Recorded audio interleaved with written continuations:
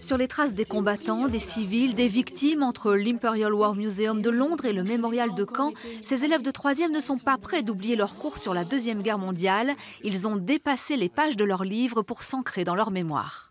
C'est surtout le cimetière américain aussi, c'était assez impressionnant, c'était émouvant.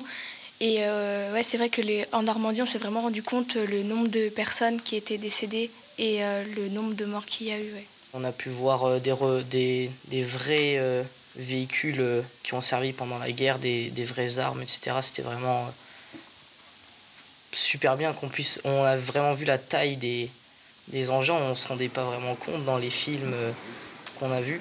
Susciter de l'émotion chez les jeunes, c'est bien le but d'un tel voyage, leur transmettre des valeurs également. Ils voient des témoignages, des affiches, des photos et oui, des objets très personnels qui ont appartenu à des enfants de leur âge, à des familles.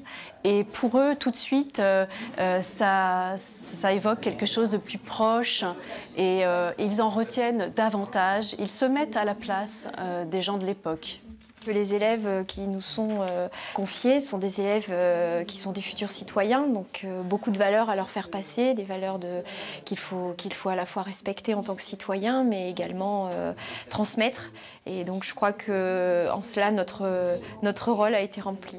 Ces adolescents, c'est sûr, ne vivront plus le 8 mai simplement comme un jour sans cours.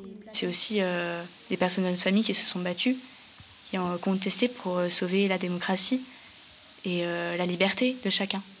Depuis ce voyage au cœur de l'histoire, ces jeunes ont tous choisi de présenter la Deuxième Guerre mondiale à leur épreuve orale du brevet des collèges.